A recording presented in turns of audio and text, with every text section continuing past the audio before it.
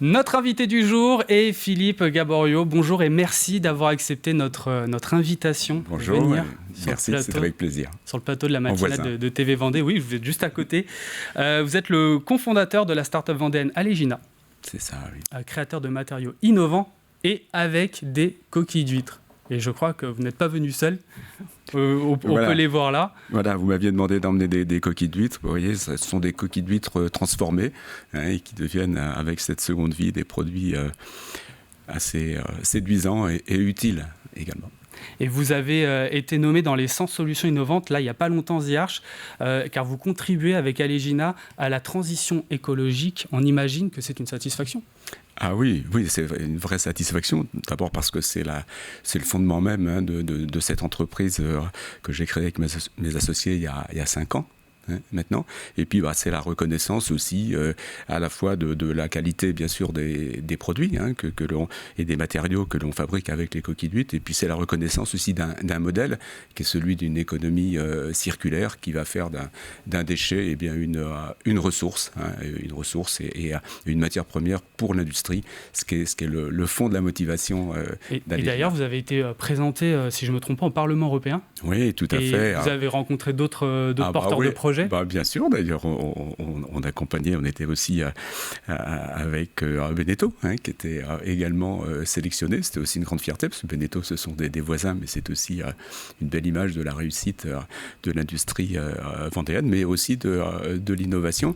Donc c'est l'occasion, bien sûr, de rencontrer, d'échanger beaucoup, et puis, vous l'imaginez, c'est une visibilité qui est très utile, évidemment, au stade de développement où on est aujourd'hui. Bien sûr.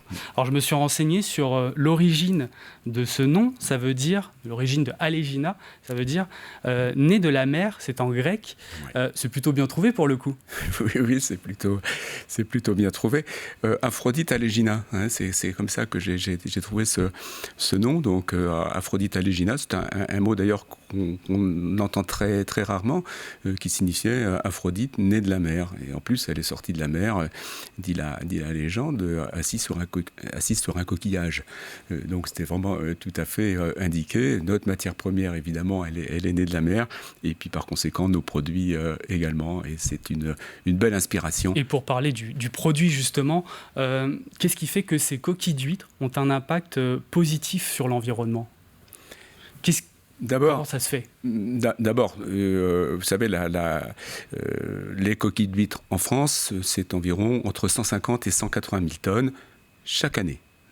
Chaque année, il y a cette matière qui est produite par l'huître et qui, jusqu'à présent, n'est pas utilisée. Alors, une partie de ces coquilles qui sont chez des ostréiculteurs, parce que ce sont des coquilles éliminées au cours de l'élevage, mais pour le reste, c'est une matière qui va à l'enfouissement, à l'incinération. Donc c'est un gaspillage de matière, ce sont des coûts qui ne sont pas justifiés, mais bien plus, il y a des qualités à la fois qui sont chimiques et mécaniques de cette matière qu'Allegina s'est employé à découvrir, à mettre en valeur et à traduire dans des produits dont je peux bien sûr vous parler un petit peu. Comment elle est venue cette idée ?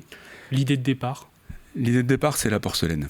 C'est la porcelaine. J'avais été amené à côtoyer un petit peu ces milieux de la création et de ces matières assez sublimes. Et puis j'avais aussi cette sensibilité par rapport à cette matière coquillère. On est en Vendée, on connaît. Moi, je suis un amateur d'huîtres et de nos sites ostréicoles.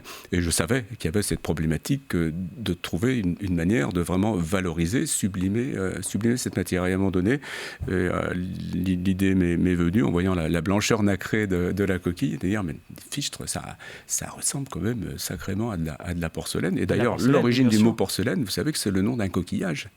Je rappelle quelque chose. Donc c'est un coquillage qui s'appelle porcelaine, et donc je crois que la nature et l'histoire nous indiquaient un chemin, et finalement c'est assez simple, il a suffi de voir ce chemin et de le prendre. Et vous travaillez avec des autres agriculteurs principalement, vous en avez parlé. Au début, vous comptez sur la région Bretagne, la région Normandie, le Nord-Ouest. Oui. Vous vous êtes un petit peu plus développé maintenant. Oui, tout à fait. Un petit sur le littoral et la Méditerranée. Oui, tout à fait, puisqu'on vient de passer un accord avec la profession ostréicole de Méditerranée, qui va pouvoir nous assurer, là, d'ici quelques mois, plusieurs milliers de tonnes de coquilles. Vous savez que les coquilles viennent de Normandie ou de Méditerranée, elles présentent les mêmes qualités, hein, et donc pour nous c'est tout à fait intéressant.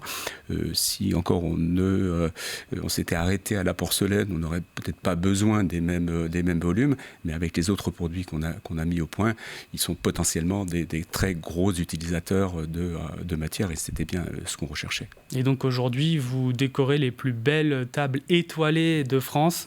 J'imagine que c'est quand même une fierté, c'est une belle récompense, ça. Alors oui, c'est une belle récompense. C'est là. Vous savez, c'est vrai que quand on a commencé à parler de nous il y a quelques années, ça fait facilement un article de journal ou une émission de télé. On en a fait quelques-unes. Mais dans l'industrie et dans ce genre d'activité, à un moment donné, ce qui compte, c'est ce qu'il y a un client. Et est-ce que le client est prêt à acheter cette matière-là?